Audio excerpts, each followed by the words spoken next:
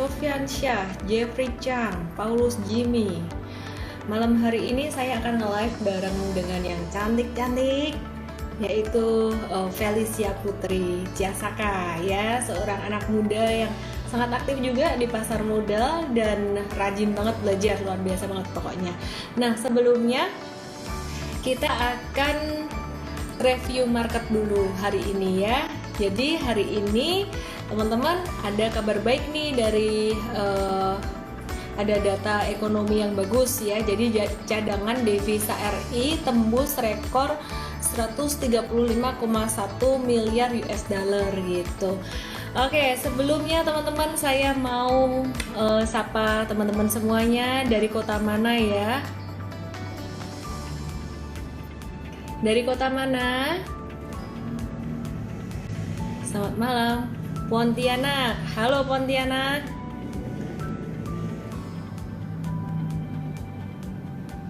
Solo. Oke, tetanggaan. Riau. Halo Riau, apa kabar? Bogor, apa kabar? Medan, Horas. Cianjur, apa kabar? Jogja. Halo Jogja, kita tetanggaan. Semarang. Yogyakarta. Denpasar. New York, yang bener lah. Harto Hadiningrat, yang bener loh. Denpasar, Tambun. Oke, aku mau review IHSG dulu ya. Jadi cadangan devisa Indonesia hari ini diumumkan pada bulan Juli kemarin itu cadangan devisa naik ya, naik 3,4 miliar US dollar dan menariknya cadangan devisa ini menembus rekor tertinggi sepanjang sejarah. Oke. Dan beberapa data laporan keuangan juga udah keluar. Tadi aku ada persiapkan materi untuk seminar online Diskon Vaganza besok yang bahas tentang laporan keuangan perusahaan di kuartal 2. Yang menarik adalah beberapa perusahaan itu stabil dan malah lebih bagus ya. Salah satunya ICBP itu cukup stabil juga gitu. Oke, sekarang kalau kita bicara tentang IHSG gimana nih? Jadi sebelum saya ngobrol bareng dengan Feli, saya akan bahas dulu tentang market ya, biar teman-teman juga puas nih nanya-nanya sahamnya gitu. IHSG udah naik 3 hari berturut-turut, terus kemudian hari ini mulai merah, profit taking jangka pendek. Ini sangat wajar sekali. Halo Bu Yuni, halo Pak Aji. Oke ya, jadi IHSG ini profit taking jangka pendek dan wajar banget ya. Dan teman-teman kalau lihat ini ada satu candle kayak hanging man gitu, ekornya panjang banget di atas. Terus muncul setelah 4 bulan berturut-turut IHSG naik, dan ini sebenarnya merupakan tanda pembalikan arah atau tanda reversal, bearish reversal gitu. Artinya untuk saham-saham blue chip, saham-saham big caps, penggerak IHSG, terutama saham-saham perbankan big caps, kita harus agak-agak ngerem dulu ya untuk tradingnya. Nah, hari ini ada beberapa saham yang lumayan volatile. Aku akan cek sektor CPO ya. CPO hari ini lumayan volatile. AALI tadi pagi sempat breakout dari MA 200, terus kemudian sore hari ditutup pas di area MA 200-nya. Nah, untuk AALI sendiri sebenarnya volume transaksi hari ini lumayan tinggi ya. Dan tingginya waktu dia naik dari harga 9750 sampai harga 10.100, dan kemudian pas turun itu sore hari mulai agak turun itu volumenya nggak setinggi waktu naik, jadi cukup oke, masih cukup oke. Tapi tadi kita beli AALI ini buat swing trading aja. Kemudian saham LSIP tadi juga lumayan aktif, tapi kemudian sore hari dia ditutup koreksi juga ya, kehalang MA 200. Jadi kayaknya banyak yang trading cepat ya, banyak yang trading cepat di sini. Terus kemudian masih dari sektor CPO, ini aku mau cek saham SIMP, Salim Infomas. Nah, kalau SIMP ini dia yang udah di atas MA 200, artinya untuk tren itu yang paling kuat di antara 3 saham tadi, antara AALI, LSIP dan SIMP, ini yang paling kuat tuh si SIMP untuk trennya dalam jangka pendek gitu. Dan kalau dilihat ini MA20-nya itu udah naik, udah belok ke atas MA200, artinya itu tren sudah mulai semakin bagus ya, tren jangka menengah sudah semakin menguat gitu. Cuman kalau untuk jangka pendeknya beberapa hari ini si SIMP masih akan sideways dalam range 300 sampai 330, yaitu jadi SIMP area itu 300 sampai 330 sideways. Kalau misalkan masih punya gimana? Kalau untuk ngehold sekitaran 3 sampai 6 bulan itu masih bisa, tapi kalau mau swing trading masuk ini nanggung banget gitu. Nah, untuk KAEF ini tadi ada yang bilang KF kena suspend, net income minus, foreign merah, harga saham naik kenceng.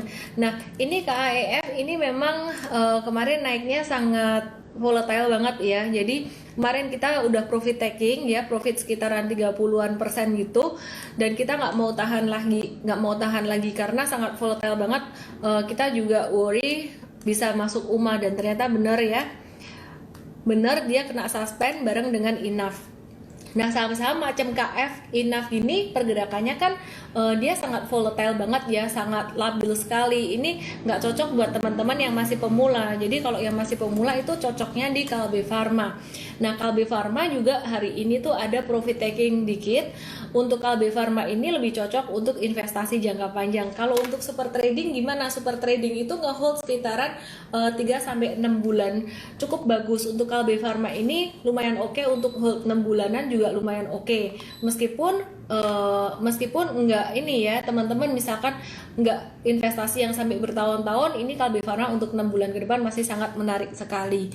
Dan saya melihat institusi juga masuk pada tanggal 21 sampai dengan 23 Juli, 3 hari berturut-turut itu naiknya dengan volume yang sangat signifikan banget gitu. Bahkan sampai sekarang pun untuk volume transaksi masih jauh lebih tinggi dibandingkan dengan tanggal 20 Juli dan sebelumnya. Jadi Kalbe Pharma ini mulai lebih aktif untuk ditransaksikan gitu. Oke, terus aku akan bahas yang kedua, oil and gas. Oil and gas aku mau bahas Pegas. Bentar, nyalain AC dulu, gerah. Pegas. Tower kok dijual, tower kita kena trailing stop kita hari ini ya. Jadi kena trailing stop. Tadi juga sempat AR bawah. Volume transaksinya hari ini lumayan tinggi banget. Jadi opening market tadi pagi kita ada trading bareng dengan member dan juga dengan alumni workshop Super Trader. Jadi tadi pagi kita ada jualan tower. Kalau yang beli Super Trader dari tanggal berapa ya, 26 Mei itu ya, itu kita profit taking. Tapi kalau yang swing trading baru beli beberapa hari kemarin itu cut loss ya. Jadi yang ikut workshop beberapa baru mau mulai, kemarin beli di hari Senin atau Selasa itu cut loss. Nah, kalau Tebik-nya sendiri, jadi kelupaan mau bahas Pegas. Tebik masih di hold. Nah, untuk Pegas saya balik ke ini ya, oil and gas dulu. Pegas hari ini juga dia turun, dia masih sideways. Untuk Pegas ini dia masih sideways di angka 1185 sampai angka 1275, masih di situ-situ aja. View saya gimana jangka pendek ini juga semua sama aja ya, semua yang sideways jangka pendek kalau di tradingin di masa sideways nanti cuannya dikit dan nunggunya lama. Jadi beberapa hari kemarin itu kita ada buy on weakness MNCN naik sekitaran 2 atau 3 hari kita profit taking. Itu untungnya dikit, cuma 5-6% aja. Dan kemudian kita ada trading lagi dengan cara yang sama, mirip ya, saham PTPP naiknya masih alon-alon pelan-pelan gitu. Jadi itu dia resikonya kalau kita beli di sideways itu naiknya nggak akan terlalu kencang gitu. Nah itu Pegas, kalau untuk short term masih lambat, kalau untuk 5-6 bulan ke depan saya rasa akan lebih baik gitu. Kemudian Elsa ini pola dari tanggal 2 April sampai sekarang ini masih terlihat pola akumulasi, masih menarik. Jadi kalau Elsa buat short term trading sama, sekarang semuanya mirip. Short term trading itu sekarang semua lagi banyak kena resisten, terutama resisten MA 200. Nah seperti halnya AALI dan LSIP, si Elsa ini juga lagi kena resisten, artinya jangka pendeknya dia bakalan ketahan. Tapi kalau untuk sekitaran 6 bulan ke depan ini Elsa masih akan bagus gitu. Jadi actionnya apa? Kalau untuk swing trader nggak usah masuk dulu. Kalau untuk super trader nunggu breakout 250. Kalau investor nggak masuk Elsa karena komoditi, aku nggak suka saham komoditi untuk long term investing. Nah terakhir masih dari migas ada saham Medco. Medco ini juga menunjukkan satu pola akumulasi yang bagus, tapi dia masih di stage 1. Stage 1 itu masih membangun fondasi, dia belum masuk ke uptrend. Jadi ini masih masuk radar, wait and see dulu aja gitu. Nah untuk saham Medco ini nanti sekali naiknya dia bisa naik kencang gitu ya. Jadi kayak KF Inaf dulu juga nunggunya lama, kalau kayak SMBR itu juga dulu nunggunya lama. Pada masa akumulasi ini masih wait and see. Nah nanti kalau breakoutnya di angka berapa sih? Breakoutnya yang pertama tuh di atas 492 itu breakout kecil, sedangkan breakout yang lebih besar itu ada di angka 526 yaitu resistennya. Untuk jangka menengah kalau bisa naik dari angka itu akan lebih cepat gerakan uptrendnya gitu. Sampai teriak-teriak duit, sabar. Oke, aku ke keras dulu. Hari ini keras aktif banget juga, tapi si keras ini masih dalam masa sideways-nya. Sideways itu range 350 sampai range 400 ya, 396 400 itu. Jadi keras ini level breakout-nya kalau dia naik dari 396 itu baru kita akan beli buy breakout, dan be very careful untuk keras ini karakternya bisa sama kayak KF, bisa sama kayak Inaf ya. Jadi kalau saham-saham seperti ini bukan untuk pemula. Resikonya sebenarnya bukan capital loss, yang paling parah resikonya adalah kalau disuspend. Ya itu sih. Pergerakan dia cukup volatile. Sekarang saya mau ke pertambangan, masih pertambangan batu bara yang lagi lumayan aktif ya. Nah ini ada saham Doitnya masih wait and see. Kemarin terjadi peningkatan volume transaksi, tapi hari ini nggak lanjut ya, masih wait and see gitu. Terus Indi ini masuk masa watchlist. Jadi kayaknya kalau aku lihat kebanyakan saham ini udah masuk periode wait and see semua, jadi kena resisten jangka pendeknya semua gitu. Terus untuk UNTR ini biasa gerakannya pelan-pelan. Kalau dia naik kenceng berarti ini udah tanda reversal. Nah teman-teman kalau mau hold untuk long term nggak apa-apa, kalau mau profit taking untuk swing trading pun juga nggak apa-apa. Nah kalau UNTR ini dia gerakannya lebih steady daripada Doit dan juga Indi ya. Jadi kalau buat teman-teman yang masih pemula di UNTR ini nggak terlalu bikin jantungan. Oke, terus kemudian Oke, besok teman-teman bisa ikut seminar online diskon Vaganza jam 9 pagi. Sebenarnya ada replaynya jam 7 sore, tapi sebaiknya ikut yang jam 9 pagi karena jam 9 pagi itu live, saya bisa jawab pertanyaan Anda gitu. Nah, caranya teman-teman bisa gabung di ellendesmay.com/SODV dengan kode promo, karena malam hari ini aku nge-live bareng Feli, berarti kode promonya Feli biar cute gitu. Oke. Ya, jangan lewatkan, besok saya akan bahas emiten-emiten yang udah rilis laporan keuangan di kuartal 2 ini, gimana prospeknya mereka.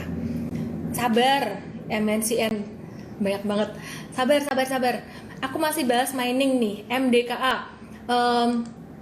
MDKA ya. Bentar, tadi udah UNTR, sekarang aku mau bahas MDKA. Call-nya belum kelar.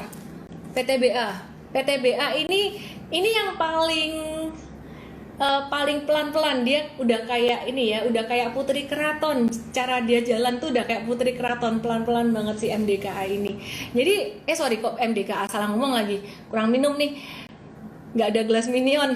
Si PTBA ini dia masih sideways. Jadi teman-teman kalau aku lihat ya, yang suka investasi jangka panjang, sebenarnya aku nggak suka untuk investasi untuk sektor komoditas mining, itu aku nggak mau, biasanya untuk trading. Tapi kalau teman-teman yang karakternya sangat konservatif sekali, takut dengan fluktuasi, itu jangan di Indi atau Doit. Nah lebih ke PTBA ini dia lebih steady gitu. Terus ITMG ini juga lebih steady gerakannya kayak PTBA. Jadi yang lebih cepat naiknya ada Indi dan juga ada Doit. Pasti teman-teman banyak yang lebih suka yang naiknya cepat ya. Tapi kalau naiknya cepat, turunnya juga bisa cepat. Naik turunnya cepat. Nah itu juga harus terima kenyataan itu. Jangan sampai nanti teman-teman jadi maunya naik aja, nggak mau ada risiko ini. Pokoknya udah pasangannya lah. Kalau saham naiknya cepat, pasti juga turunnya cepat. Harus ada pembatasan risiko. Oke. Oke, sekarang ke metals.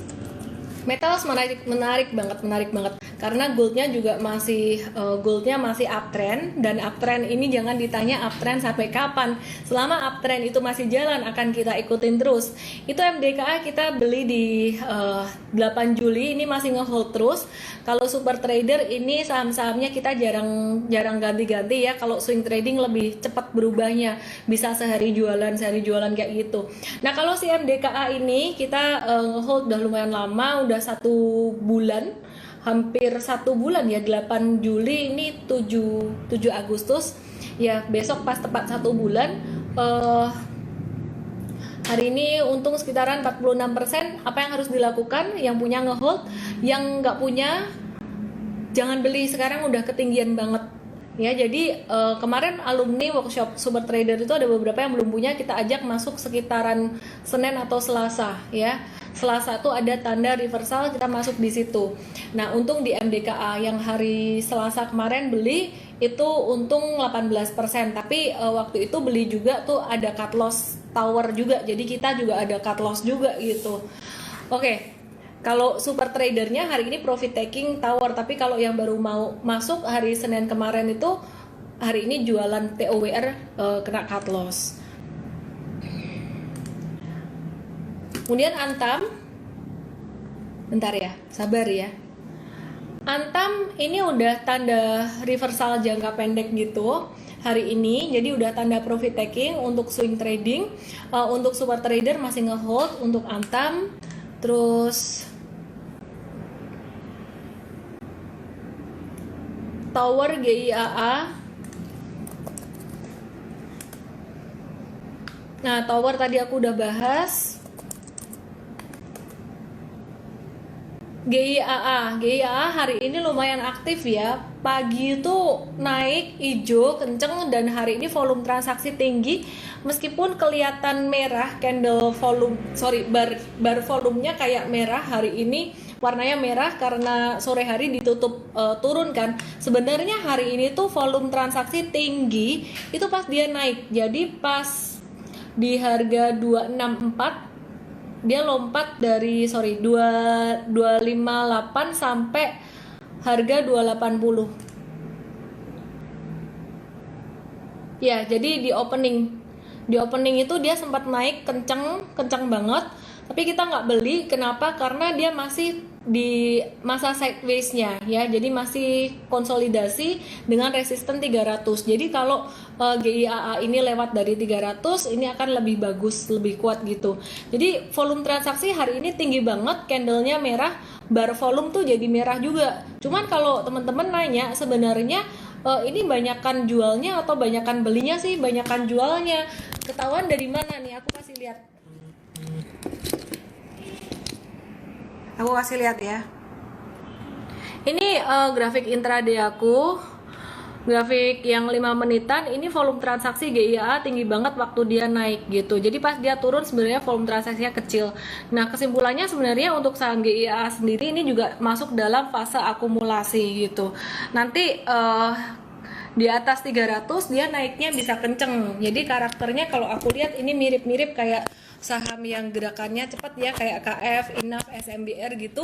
Nanti kalau breakout dari 300 dia bisa bakalan kenceng banget ini. Oke. Oh ya, udah jam 7.20, aku mau invite Feli. Oke, itu aja untuk tanya jawab sahamnya, nanti aku bahas lagi ya. Nanti aku akan bahas lagi. Aku invite Feli. Di mana Kak Feli? Feli.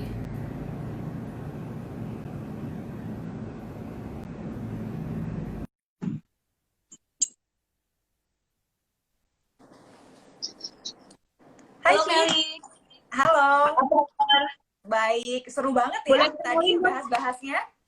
Seru ya. Seru, Heeh. kayak interaktif banget sama followersnya atau sama yang Hmm. nonton kita. Halo semuanya. Boleh kenalin diri dong, Feli ini. Feli ini kegiatannya apa aja, terus kerja di mana, sebagai apa, boleh dikenalin? Oke, halo teman-temannya Ci Ellen. Perkenalkan, nama aku Felicia Putri Casaka, panggil aja Feli. Oh, masih kayak muda banget lah ya, kelihatan dari mukanya ya. Eh, Hmm.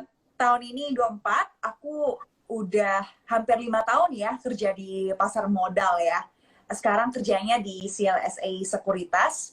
Tapi I believe kayak kalau misalnya kita hidup tuh mesti balance lah ya. Ada kerja tapi ada juga kayak hobi lain yang kita juga bisa improve gitu. Salah satunya aku suka ya cerita-cerita lah di social media ya. Makanya aku bilang diri aku investment storyteller gitu. Itu aja, Ci. Oke, oke, oke. Di CLS kerja jadi apa, Feli? Aku di tim research. Jadi yang Di tim ngeliatin, riset keren dong ya. Sekarang lagi riset apa? Kamu lebih fokus ke sektor apa? kalau aku biasanya consumer, poultry, eh, sama small mid cap gitu. Consumer, poultry, Consumer small mid. menarik dong Poul- ya. Aku catat dulu nih. Consumer, poultry, ayam-ayaman nih, dan Ayam-ayaman. small mid cap. Oke, Mm. oke, oke, oke. Wah, seru banget nih teman-teman. Ya, malam hari ini kita akan banyak banyak bahas sektor ini nih, 3 sektor ini nih. Yang penasaran dengan sektor consumer goods, ayam-ayaman, dan small mid cap. Small mid cap ini yang seru nih.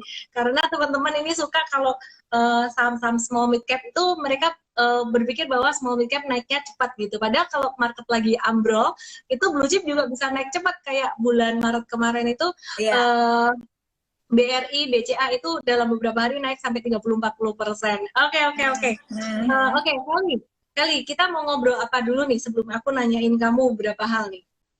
Ci, aku tuh paling penasaran, saya aku kan pertama kali kenal pasar modal gitu tuh pas aku kelas 11 gitu ya. Dulu aku ikut olimpiade Hmm. pasar modal gitu, Ci. Nah, selain Hmm. dikasih buku dari Bursa Efeknya nih, aku kan juga cari-cari dong. Maksudnya biar aku bisa menang nih, ini ambisius nih anaknya nih kan. Biar aku bisa Hmm. menang, aku mesti cari sumber-sumber lain kan. Nah, salah satunya buku yang paling pertama baca itu bukunya Ci Ellen tuh, yang um, Masalah. ini yang aku paling pertama baca tuh yang Traders Not Gamblers deh. Gitu. Itu kayak buku pertama bukan ya? Buku pertama banget tuh, hitam, buku jadul banget itu. Iya, yang hitam kan, yang hitam. Nah, Hmm. kemudian teman-teman juga kalau tanya buku buku apa nih gitu, buku saham, aku selalu saranin yang baby steps itu, Ci. Karena menurut aku itu Wah, iya. Yang bener-bener hijau. for Mana sih? beginning. Kayaknya bukan yang hijau deh, yang agak warna-warna Mana pastel ya? gitu kayak. Oh, ini dia. Mungkin kayak Dia terbitan udah lama ganti kali ya. cover. Dia udah ganti cover. Iya, yang sebelum itu, sebelum itu. Iya. Nah, Heeh. jadi aku penasaran banget kalau Cici sendiri tuh, Cici kan kayaknya tuh lebih ke trader gitu ya. Kalau boleh Hmm. di-share, Ci, kayak misalnya portfolio Cici nih ya, 100% di saham misalnya. Yang ada nggak sih yang kayak mungkin 30% tuh super long term investment gitu, 70% di Hmm. tradingin, atau gimana sih Cici bagi portfolio Hmm. di saham aja dulu gitu.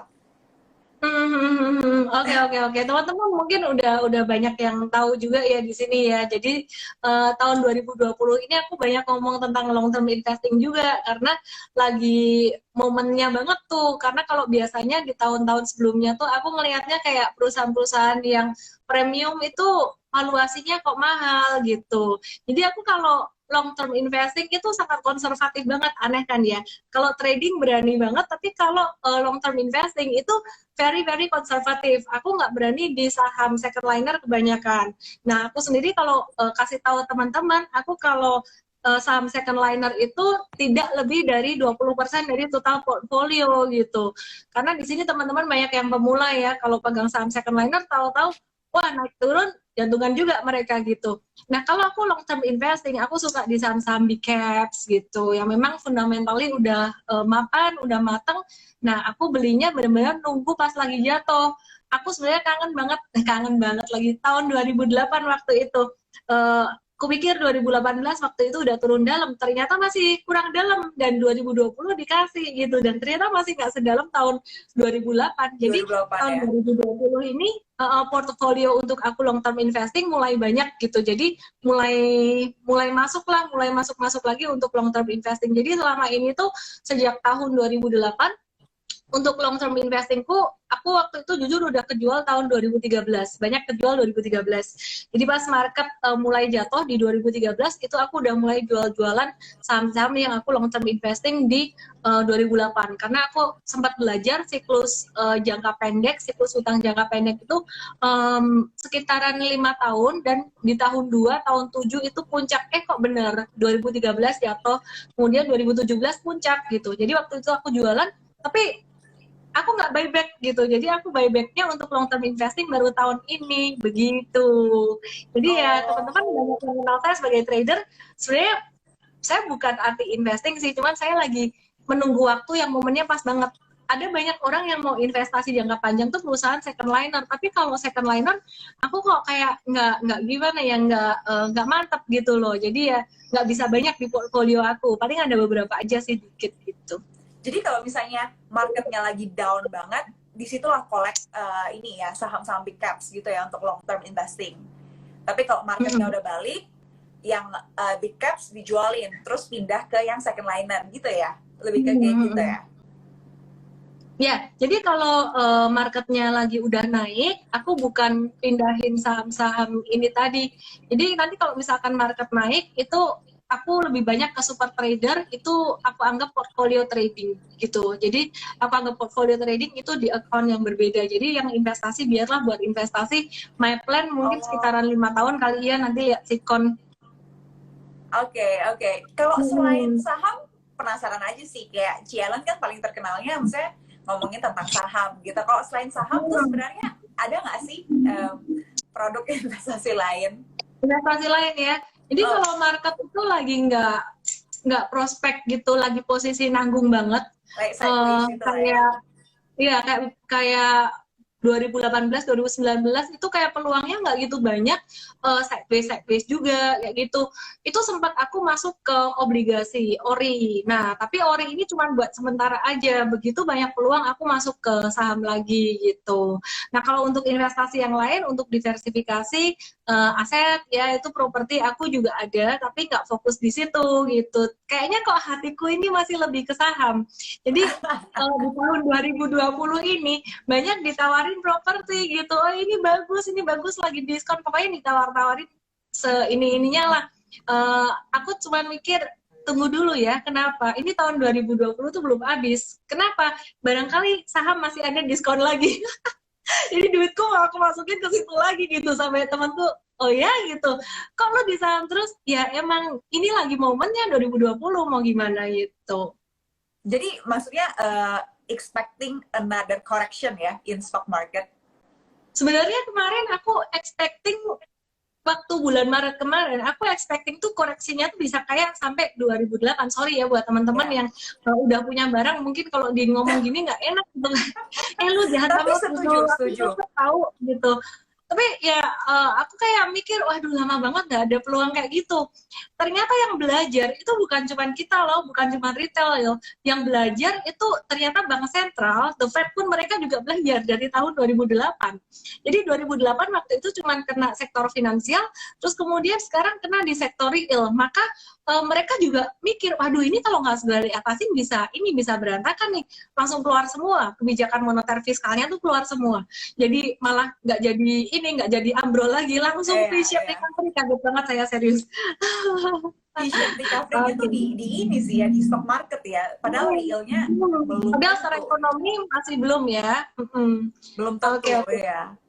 Oke, Feli, gantian aku yang nanya nih ya. Jadi tadi kan Feli bilang handle sektor consumer, poultry, dan small mid cap. Jadi teman-teman kalau di sekuritas itu research-nya pegang beberapa, mungkin 1 atau 2 sektor aja gitu. Jadi nggak semua sektor di-handle semuanya supaya fokus. Oke, teman-teman, sebelumnya sorry ya, komennya aku off dulu karena tadi pada ngegosip kemana-mana. Komennya bisa aku nyalain on kalau fokus ngomongin di sini gitu. Lagian nanti menutupi wajah cantik Feli.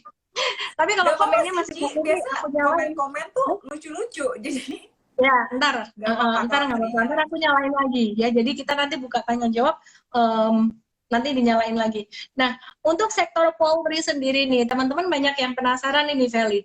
Kalau kamu lihat ini ya dari riset, sorry sebelumnya, boleh nggak sih ngomongin risetnya di sini sama sekuritasnya? Kalau nggak boleh, nggak apa-apa loh.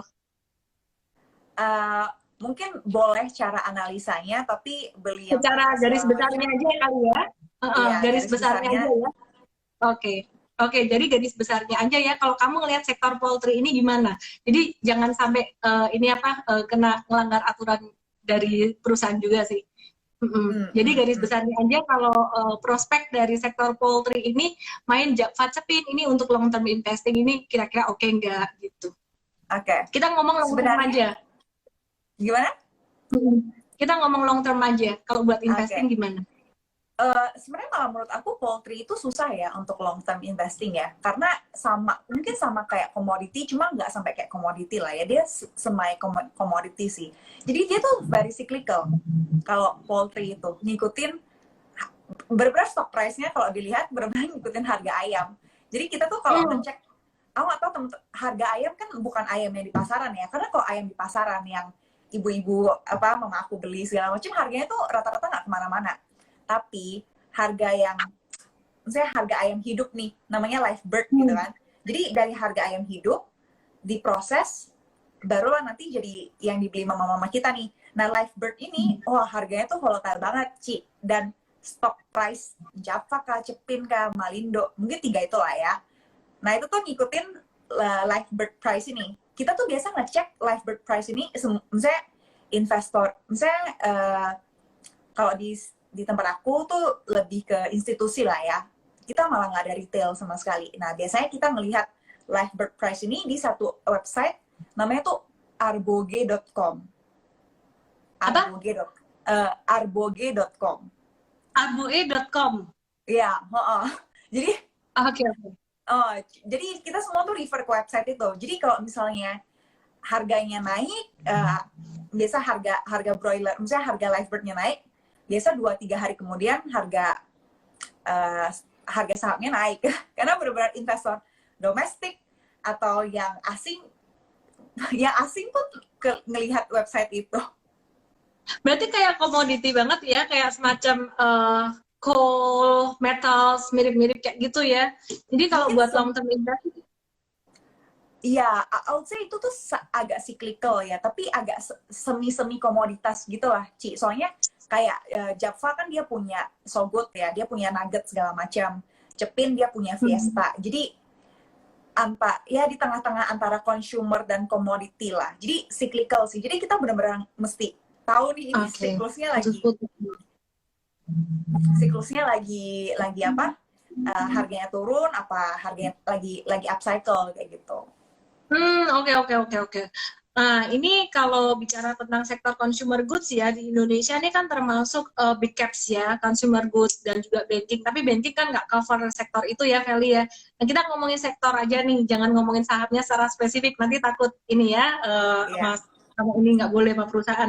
Nah, kalau sektor consumer goods sendiri, menurut Feli itu prospeknya gimana tuh kalau buat long term investing? Kalau consumer tuh malah salah satu yang bagus banget lah untuk long term investing ya. Sama nih, kita cocok nih. Kalau long term mah bank, consumer goods, sama telco lah ya, kayaknya 3 itu. Iya, ada yang aku miss gak? Astra, nambah itu doang. Astra, Astra. Tapi Astra agak cyclical dikit juga kali ya. Benar, karena dia ada United Tractors, ada Ali di dalamnya, betul. Iya, jadi ya, soalnya ada call sama ada CPO-nya kan. Benar. Jadi kalau consumer goods itu sendiri tuh agak ini terbatas juga ya pilihannya sebenarnya.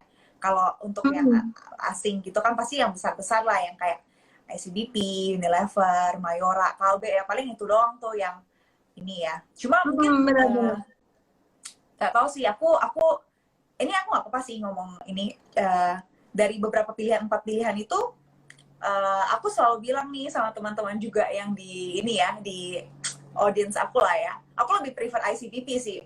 daripada mereka Sama semua. dong, Karena kita mirip ya, tos. Untung sama, apa? jadi netizen nggak bingung. Iya, Oke, untung karena nggak bingung. gimana? Kita mirip. Go ahead. Mirip ya. Karena ya gimana ya, kayak Unilever walaupun sebagus itu ya, cuma benar-benar competitionnya sih tough sih. Iya. Susah sih Jadi competition. profit marginnya dia juga nggak gitu gede. Gimana profit marginnya? Jadi nggak gitu gede juga dia. Paling dia diuntungin dari ini ya, kalau misalnya oil price turun, soalnya kan dia ini ya. Benar-benar. Jadi kita kalau di research tuh kita suka lihat tema-tema gitu, Ci. Misalnya kalau forex atau misalnya rupiah lagi melemah gitu ya, kayak rupiah lagi melemah, kita suka lihat consumer goods tuh siapa sih yang diuntungin dari rupiah melemah? Oh, Mayora gitu, yang ekspornya jualan ke ekspor 50%. Jadi kalau rupiah melemah dia malah diuntungin gitu kan. Kalau yang Kalbe dirugiin ya malah. Iya, karena dia impor medicine-nya itu bahan kan baku untuk farmasi dia ya. Oke, menarik banget. Sekarang kita bicara tentang sektor small mid cap ya. Jadi Feli, ini feel free kalau misalkan ada kamu ngerasa ada yang nggak boleh ngomong atau gimana untuk ya kebijakan dari perusahaan, langsung aja ngomong, ini aku nggak bisa ngomong nih gitu ya, nggak apa-apa. Karena aku nanyanya random banget ini pertanyaan umum dari netizen biasanya.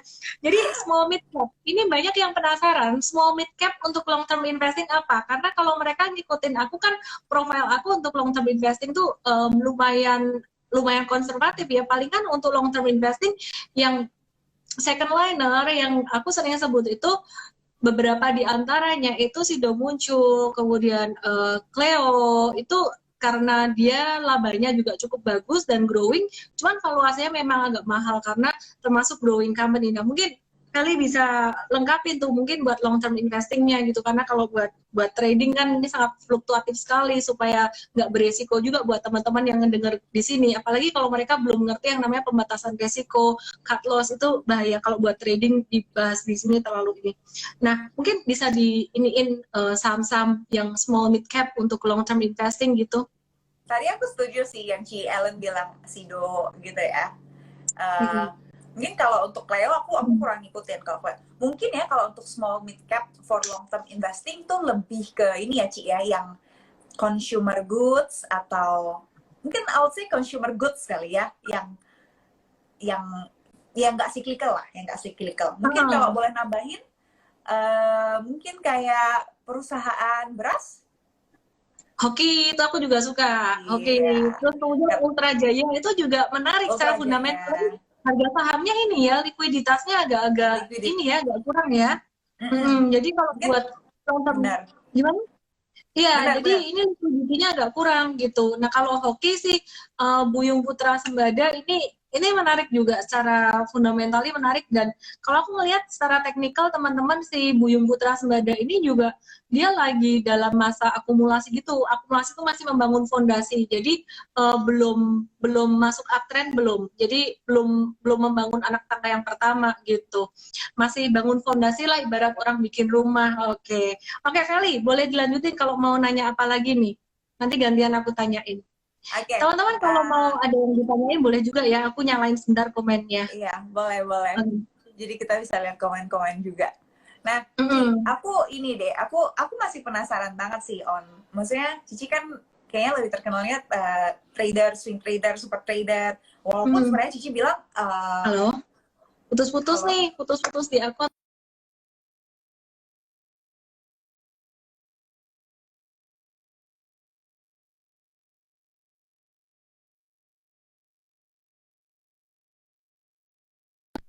Hai Vel. Halo. Oh teman-teman, oke udah nyala lagi ya? Oke, nyala lagi. Go ahead. Iya, Ci. Ini kalau gini, aku mau coba bentrokin trader sama investor gitu ya. Walaupun sebenarnya Cici mungkin dua-duanya juga, cuma lebih terkenal mungkin sebagai trader ya. Kalau investor kayak aku punya saham favorit. Kalau trader tuh boleh nggak sih punya saham favorit? Dan Cici apa sih kalau boleh tahu saham favorit Cici gitu sebagai trader? Iya, kalau trading itu beda banget sih sama investing ya. Kalau trading itu benar-benar nggak ada saham favorit dan nggak boleh ngefavoritin atau Hmm, sentimen sama satu saham. Paling yang hmm. saya sentimen, bukan sentimen juga, yang kita hindari adalah saham-saham yang likuiditasnya kecil banget. Nah, itu nggak bisa di tradingin gitu. Mungkin kalau likuiditasnya kurang, tapi dia punya fundamental bagus, bisa diinvestasi jangka panjang kayak ULTJ tadi. Nah, saham-saham kayak gitu juga mesti diatur jangan sampai lebih dari 20% portfolio investasi ya gitu. Nah, kalau untuk yang trading sendiri sih nggak ada saham favorit ya. Prinsip saya ketika trading adalah semua saham akan naik pada waktunya. Jadi belilah saham yang mau naik, bukan saham yang mau turun. Intinya ketika trading, baik swing trading maupun super trading, sebenarnya ketika kita trading tuh kita mengikuti gerak dari institusi gitu. Institusi atau big money itu sebenarnya lagi suka kemana sih gitu. Contoh kayak kemarin waktu bulan Maret itu, bulan Maret kan jatuh banget ya, lagi di bottom banget itu. Terus aku ada ngelihat sekitaran tanggal 13 Maret itu ya, uh, tanggal 13 Maret kayak ada lonjakan transaksi di BRI. Terus aku mikir-mikir, wah institusi udah mulai masuk nih gitu. Kemudian saya beli tanggal 23, kena cut loss. Kemudian kita beli lagi buyback 24 karena ngelihat transaksi udah tinggi banget. Kita sebenarnya waktu itu benar-benar ngikutin gerak dari institusi. Kita cuma ngelihat, oh ini kira-kira kalau kayak gini nih valuasinya udah terdiskon segini dalam, institusi bakalan masuk nggak sih ke BRI atau BCA kayak gini. Nah, sebenarnya clue-nya waktu itu kenapa kita masuk ke BRI, karena BCA-nya udah jalan dulu, dan BCA itu kalau naik cepet banget, susah dikejar, maka kita lihat yang kedua, pilihan kedua setelah BCA itu BRI belum jalan, dan pasti institusi bakalan masuk ke situ. Jadi kita cuma mencoba untuk berpikir seperti institusi mikir gitu. Makanya kita banyak-banyak berteman dengan institusi, termasuk Meli nih. Meli ini kita ajak nge-live supaya kita bisa belajar, oh ternyata pola pikir dari riset untuk institusi itu kayak gini gitu. Mungkin nggak sampai detail ke sahamnya, tapi kita paham, oh ternyata kalau ayam-ayaman tuh pola pikirnya kayak gini. Jadi kita paham pola pikir dari institusi. Nah, kemudian juga ketika ada rebalancing kayak LQ45, kemudian MSCI, IDX 30, itu pasti juga institusi mungkin ada rebalancing juga ya. Nah, itu kita juga perhatikan di situ.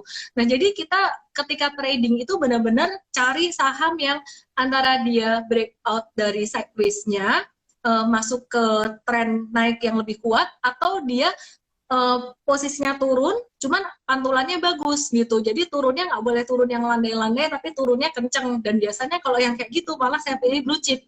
Kalau yang breakout itu seringnya second liner. Cuman kali ini ya blue chip dan second liner semuanya kalau saya lihat polanya sama, mau recovery gitu. Kalau misalnya buat teman-teman nih, aku nggak tahu nih teman-temannya Cielen kayaknya sih udah jago-jago ya, tapi teman-teman aku yang ini mungkin nggak sejago teman-teman Cielen ya kalau apa baca technical kayak gitu. Misalnya kalau teman-teman yang mau coba jadi trader gitu ya, kan nggak masalah juga ya menurut aku. Untuk identify, tadi kan Cielen bilang cari yang kemudian turunnya dalam gitu segala macam kan. Mungkin buat yang benar-benar nggak tahu nih, apa sih mungkin 2-3 indikator yang dilihat pertama kali gitu untuk kemudian identify the stocks is worth to trade gitu misalnya.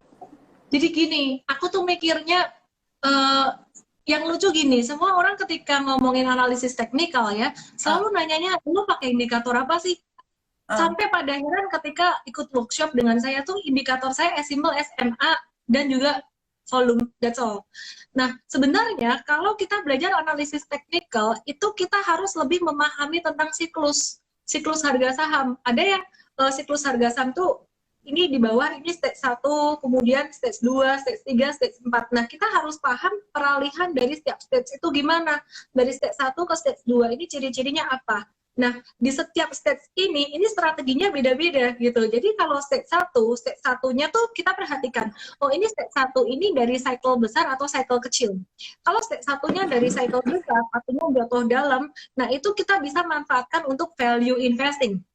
Ya, jadi stage 1-nya ini kalau kita lihat, ternyata dia siklus besar di monthly chart, kita bisa manfaatkan value investing. Dan di stage 1 ini kan sideways di bawah ya, sideways di bawah. Ini naik turun kayak gini. Nah, ini tradingnya pakai swing trading. Contoh nih. Contoh adalah saham MNCN. Tadi kok heboh banyak yang nanyain MNCN, padahal ini MNCN juga naiknya nggak seberapa sih. Tanggal 3 Agustus kita ada beli MNCN. Padahal hari itu adalah candle ke-6, dia merah berturut-turut. Kenapa MNCN ini kita beli? As simple as, coba aku kasih lihat dikit ya. Aku bisa kasih lihat dikit nih. Ini as simple as MNCN ini dia kena support kuatnya dia di sini dan di sini. Nah, kalau trader pemula dia bakalan cuman ngeliatin garis ini. Dia bakalan cuman ngeliatin, oh pakai support ya, pakai ini ya. Padahal sebenarnya kalau saya tidak cuman ngelihat di situ, saya ngelihatnya dari sini.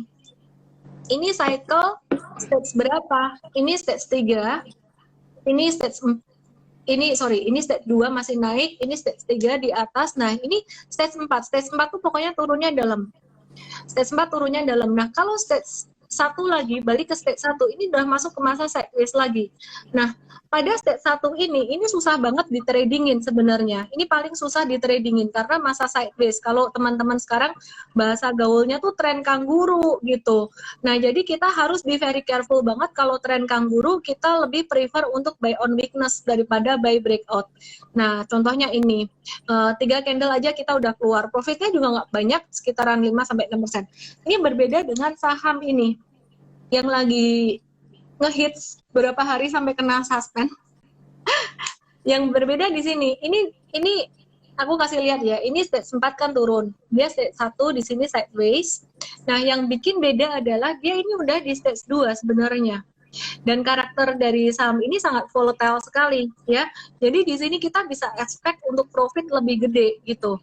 Jadi ketika kita beli di sini live trade bareng IM Trade. Jadi beberapa hari ini baru ada program live trade jam 9 pagi saya online gitu, trading bareng semua member dan juga alumni. Nah, beli di sini. Terus kemudian naik, ditanya jual nggak? Nggak, tunggu dulu hari kedua profit taking. Untuk kita profit taking, kalau nggak kena suspend juga gitu. Nah, jadi bedanya gini, kalau di bawah balik lagi, di bawah di sini kita banyak swing trading. Swing trading tuh cuan bungkus. Tapi kalau di atas kita lebih banyak untuk super trade itu nge-hold. Contohnya ini MDKA, ini contoh yang sangat bagus sekali. Jadi ini MDKA ini sudah di stage 2-nya yang sangat kuat. Kita beli tanggal 8 Juli waktu itu. 8 Juli itu dia breakout dari sideways-nya, artinya semakin uptrend lagi. Kita berani nge-hold agak lamaan untuk si MDKA ini. Ya, ini contoh sih. Oke, jadi itu tadi bedanya trading dan investing. Kalau di trading itu saya nggak ada favorit saham tertentu. Pokoknya saham ini dia likuiditasnya cukup oke, dan saya melihat big money mau masuk, udah gitu aja. Simple ya sebenarnya ya. Ada yang nanya tuh tadi itu ya. Pakai aplikasi apa atau ya website apa? Ya, ini pakai TradingView. TradingView ini kita udah ada di IM Trade, aplikasi IM Trade kita. Ini ada TradingView gratis. Nanti aku bisa share ke Feli for you, free for you. Teman-teman nggak usah ngiri. Thank you. Nanti dapat di giveaway. Oke. Kalau aku boleh nanya lagi nih, kayaknya kan mungkin sudah lama sekali ya ke melihat siklus, kemudian get the sense of stocks and market gitu kan. Pernah nggak sih salah, Ci? Dan kesalahan yang paling besar gitu tuh, yang paling besar. Paling fatal. Paling fatal. Paling fatal tuh kesalahan. Aku turn off komen lagi ya, biar Feli ini kelihatan lagi. Tadi aku mau ngecek question aja. Kesalahan aku paling fatal jujur tahun 2008. Itu kesalahan paling fatal banget karena masih newbie juga waktu itu. Belajar setahun kan cuan terus, jadi ego, berasa pinter gitu. Biasanya pas saham tuh gampang banget ya, enak banget ya, terus diinjek duit terus sama suami gitu. Tambah dong, ya, minta duit dong, tambah, iya, gitu sampai 2008 dia bingung, duitnya gimana. Nah itu aku belajar banyak, jadi kesalahan terbesarku di situ, aku rugi banyak waktu itu. Tapi kemudian setelah belajar, aku justru mendapatkan pelajaran terbesar 2008. Jadi kayak itu sekolah sahamku yang pertama gitu. Jadi ruginya banyak banget waktu itu. Terus kemudian sebenarnya kesalahan yang berikutnya banyak kesalahan. Berarti salah yang pertama itu Salam pertama karena 2008. terlalu serakah gitu ya, Ci? Maksudnya kayak Oh, kebanyakan karena iya, euforia terlalu gitu ya? over expectation. Ya karena kan aku dididik di 2007 tuh dididik sama si market, didik cuan terus. Jadi kayak anak dimanjain gitu. Ya, ya. Nah, kemudian kesalahan-kesalahan berikutnya adalah kesalahan-kesalahan kecil-kecil ya. Jadi kesalahan kecil-kecil itu kayak dulu aku 2008 yang aku pelajarin itu sebenarnya adalah lebih banyak belajar ke psikologi trading. Baru kemudian seiring dengan berjalannya waktu, aku mulai belajar memahami cycle. Ternyata aku mikir dulu kan aku selfish ya. Selfish itu artinya suka ngeyel, ngeyel gini. Wah, yang bagus tuh swing trading. Aku bilang buy and hold itu jelek gitu. Jadi aku udah kasih cap dulu gitu. Buy and hold itu jelek gitu. Saham gorengan itu ya memang kalau gorengan ya jelek ya. Maksud aku, maaf, salah ngomong. Dulu salah ngomong. Maksud aku, saham small caps, second liner itu jelek gitu. Jadi dulu aku punya mental block, pokoknya harus blue chip, pokoknya harus ini. Tapi kan setelah aku belajar seiring berjalannya waktu, kok kalau udah lewat 2008, kan 2008 waktu itu banyak yang naik-naik cepat tuh si blue chip gitu loh pas reversal, sama kayak Maret kemarin kan.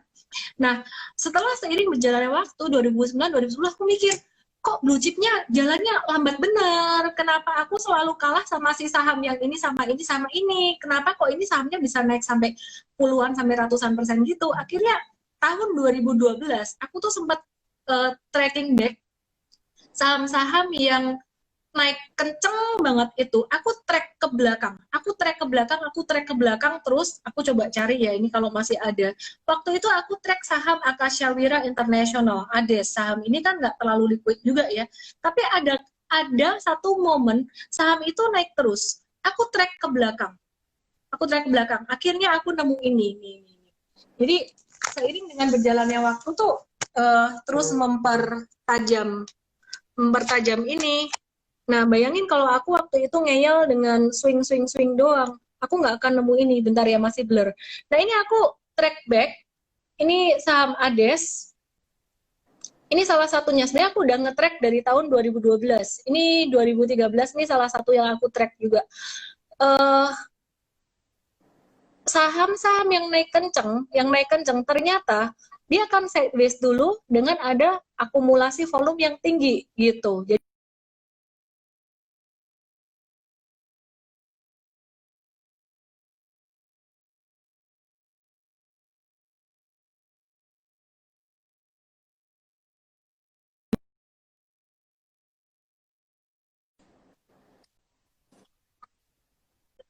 ngambek, internetnya ngambek. Jadi kembali lagi ya, ini saham ADES. Aku udah track beberapa saham di 2012 dan aku coba buktikan beberapa kali. Akhirnya aku coba buktikan di sini. Ini saham super aku yang pertama. Setelah aku lihat, oh ternyata tuh kayak gitu. Aku coba simpulin, ini volume transaksi naik. Terus kemudian ketika dia breakout dengan volume tinggi, aku beli. Nah, aku simpan. Nah, yang kesalahanku adalah waktu itu, terus aku jadi jatuh cinta pada saham ini, gitu. Nah, bodohnya saya waktu itu adalah, saya nggak sadar bahwa ini tuh sementara, gitu. Ini sementara. Jadi kita mesti bedakan teknikal dan fundamental. Waktu itu si fundamentalnya ADES ini masih struggling juga, cuman karena ini ada sentimen positif waktu itu banjir, terus katanya orang-orang banyak beli minuman botol atau apalah. Jadi cuman saya ngelihat ini juga udah naik sebelum banjir kok. Nah, aku coba ikutin aja. Aku hold, aku ikutin. Ternyata benar dia naik tinggi nih. Ini naik. Ini jadi saham super aku yang pertama waktu itu sampai naik 96%. Nah, kesalahanku adalah waktu itu aku mikir dia bakalan bagus terus. Jadi aku mix antara trading dengan investing. Aku pikir, wah ini bisa nih di hold lama nih, bisa nih trennya bagus. Nah, ternyata enggak. Dan ketika dia turun ya aku jual. Untungnya posisi masih untung juga gitu.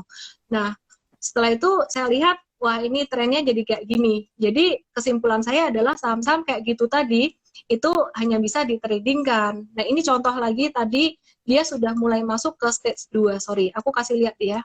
Mungkin agak-agak pusing ya teman-teman netizen, maafkan. Ya, ini udah mulai membangun, dia membangun satu fondasi dan membangun anak tangga. Ini mulai masuk ke stage 2. Kira-kira kayak gitu sih. Oke. Jadi kalau misalnya berarti inilah ya Banyak kayak lah kesalahan, banyak lah. harus disiplin lah ya. Pelajaran dari Hmm. 2008 itu Oh, ada kayak lagi, ada lagi. Aku mau apa cerita lagi? kesalahan aku. Ini belum lama. Kesalahan Apa? aku ini, ya, kesalahan aku ini baru baru belum lama kok, 2018 2019. Aku ngerasa kayak gila, gampang banget ya cari ini di saham, untung. Terus aku lipat gandakan gara-gara ini. 2018 aku beli Unilever itu, aku kali 10. Jadi dari biasanya aku beli saham nominalnya kan sama terus kan. Terus aku Eh, aku kali 10. Aku pikir kan wah ini blue chip naiknya pelan-pelan pasti gitu. Beda sama saham second liner, aku kaliin 10 beli ini. Loh ternyata bener kan, dia naiknya pelan-pelan. Tapi ya aku kasih contoh, kalau misalkan saham second liner untung 100% itu posisi satu, anggap aja posisi satu. Tapi si Unilever ini aku cuman untung 10%, tapi aku posisi 10 kali. Jadi kan sama untungnya. Terus aku mikir, nah ngapain aku nunggu lama? Akhirnya aku tambahin semuanya 10 kali. Nah, itu ternyata ngefek banget di emosi, di psikologi trading. Yang ini akhirnya aku belajar banget, dan itu ngejadi dasar aku ngajarin money management sekarang. Jadi money management yang aku ajarin ini, selain aku belajar dari David Ryan, trader Amerika yang dia hebat banget itu juga aku mix dengan apa yang aku alami gitu. Jadi kesalahan aku dulu tuh jangan sampai teman-teman ngikutin gitu. Jadi dulu kesalahan ini di tahun 2018-an akhir ini very very costly. Kenapa? Ya salah di money managementnya sebenarnya. Terus langsung jadi kayak gampang emosi gitu. Jadi kayak di M-Trade-nya bagus, akunya yang kenapa aku nggak bisa ngejalanin ini? Ternyata aku ada attachment dengan saham-saham itu karena nominalnya terlalu gede. Jadi tipsnya teman-teman kalau mau investing atau trading start small dulu gitu. Kalau Feli sendiri gimana? Kamu cerita juga dong pengalaman kamu investing, trading. Trading nggak ya? Jika investing ya? aku lebih ini sih, Ci. Jadi kayak tadi aku nanya 100% saham, 100% portfolio saham aku tuh Hmm. mungkin 30% ya. Itu tuh super long term, nggak aku gerakin. 70%-nya tuh lebih ke momentum ya. Lebih Hmm. lebih momentum ini sih. Mungkin bukan trading, tapi ngelihat momentumnya gitu. Ada tema-temanya, misalnya kayak rupiah lagi melemah, jadi saham-saham apa nih yang kita coba utilize gitu lah. Atau oil lagi turun, apa nih, berarti saham apa. Atau kayak resesi kayak gini, saham apa. Lebih ke kayak gitu sih, Ci. Boleh Soalnya dong kalau dikasih tips-tipsnya buat teman-teman yang masih pemula gitu. mungkin kalau untuk pemula aku nggak tahu ya. Kalau aku sih melihatnya kayak kalau build portfolio atau aset di saham pasti harus yang long termnya itu harus ada dulu. Menurut aku sih. Jadi kayak kalau teman-teman yang belum, misalnya yang masih pemula, build yang long termnya dulu. Mumpung kayak Cici bilang kan sekarang blue chip lagi murah semua nih ya kan. Nah biasanya long Hmm. term itu kan lebih blue chip yang di ya banking, consumer, telco sama ya mungkin Astra lah ya. Baru setelah udah terbuild nih yang long termnya, nah baru sambil belajar kan kayak kalau aku sih lebih ke karena kita kan kalau di research di pasar modal tuh kita kan setiap hari morning meeting tuh Ci. Dan kita selalu ngebahas kayak what's happening gitu in Indo atau in global segala macam. Jadi kita lumayan up to date juga dengan macam-macam. Jadi Hmm. ya inilah coba ngikutin momentumnya gitu lah Ci. Oke. Feli, ini out of topic dikit dong, Feli. Ini kok Oh, oh. teman-teman pada nanyain kamu masih single nggak itu? Masa sih? Iya, dijawab. Kalau yang nanya cowok ganteng, ya boleh lah. Ini ada yang bilang kamu udah nikah sama Melvin. Saya bingung. Belum. Astaga, belum. Pacar ya? Melvin yang finansialku itu. Mm, Oh ya, alah.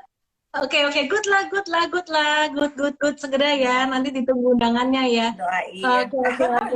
Wah, ini anaknya jadi hebat banget nih, nanti pasti jadi jago banget. Jago banget Ada ini ya aja nih finansial ya. netizen. Oke, jadi papa mamanya berkualitas nanti. Oke, ngakak lagi. Udah pertanyaanmu terjawab netizen. Oke, nanyanya kayak gitu banget. Pertanyaan giveaway malam hari ini, kita akan bagi-bagi hadiah nih Feli buat malam hari ini. Oke, pertanyaan saya, tema gelas saya malam hari ini apa? Nggak, bercanda. Mereka tuh gelas saya dia dibahas. Iya loh, tadi aku lihat Minion Bumi ya. Tuh gelas bumi ya, Cia? Apa sih? Ini gelasnya hari ini judulnya Little Mermaid. Nah, Oh, cute banget. let's live bareng Melvin. Udah pernah tahu aku nge-live bareng Melvin, nggak nyimak kan? Ayo. Enggak, ini aku nanyain netizen ini. Oke. Oke, kita akan kasih satu pertanyaan buat teman-teman semuanya dan kita kasih hadiah M-Trade 15 hari buat teman-teman biar bisa belajar dengan lebih baik lagi ya. Dan dalam sepekan ini ada live trade bareng saya, bisa dimanfaatkan baik-baik. Terus besok kita masih ada replay untuk workshop Smart Trader. Yang mau daftar bisa ke ellendesme.com aja, di situ ada WhatsApp. Atau mau WhatsApp silahkan tanya ke situ ya. Jam 9 ada SODV, jam 12 replay workshop. Nah, hadiah langsung di ellendesme.com/SODV dengan kode promo Feli, ditraktir sama cewek cakep Feli. Oke, ini pasti Melvin nonton nih. Halo Melvin. Oke. Ini selalu pakai gelas baru yang belum dicuci, enak aja udah dicuci loh. Masih ada berapa harganya. nih, Ci, gelasnya? Nggak tahu nih, masih ada harganya 1.400 yen. Sudah lah. Jalan-jalan ke Jepang. Oke. Kita melebar terlalu jauh. Kasih satu pertanyaan dong yang paling gampang dijawab. Oh, kasih satu pertanyaan. Apa ya? Oh, itu yang gampang dijawab. Gampang ya. Gampang nih. Feli, ini pacarnya siapa? Oke, jawab pakai nama lengkap. Ini pacarnya siapa? Jawab pakai nama lengkap. Kalau nggak nama lengkap nggak menang. Nanti Feli bacain pemenangnya, tolong diulang 2 kali untuk satu ID ya. Pemenangnya silakan japri saya, DM saya dengan ketik kode EMT15, nama, email, dan HP kamu. Jangan cuma tulis saya menang giveaway ya. Jadi EMT15, nama, email, HP. Oke. Gitu. SRR, SSY itu 1. 2 siapa lagi? Feli bacain dong. Itu yang FFR RSI itu sama Francisca Irena. Yang kedua? Oke, Francisca. 3? Ketiga, di aku sih munculnya Erika Pinondang ya. 4? Oh, ada banyak ya. 4, Angelica Huang. Oke, 5? 5, Sheila Leo. 6, Stefan Krisnawan. Ini niat banget karena nulisnya, sampai ditulis gelarnya panjang. Oke, 7? 7, di aku ini ya, Chow Xiuling. 8? Rudi Susanto 86. 9? Saf TRM. 10? Banyak gak, Ci ya? Berapa nih? Satu lagi, jangan kebanyakan. Marisa Amanda 07. Oke. Teman-teman, selamat yang dapat M-Trade 15 hari ya. Dan jangan lupa follow Instagram Feli juga ya, Felicia Putri. Instagramnya Felicia Putri ya, benar ya? Felicia Putri Syasaka ya. Iya, jadi Instagram Feli juga banyak kasih edukasi di YouTube, teman-teman belajar ya. Jadi Feli kayaknya lebih ke investing, it's good for you to learn, dan Feli juga sangat experience banget, udah kerja di institusi besar juga, pastinya juga belajar banyak banget gitu ya. Oke, Feli, keep in touch, thank you so much udah sharing malam hari ini, dan sharing kamu sangat bermanfaat sekali. Terima kasih Feli buat thank you teman-teman Cielen, thank you Cielen untuk waktunya. Terima kasih, salam profit, bye.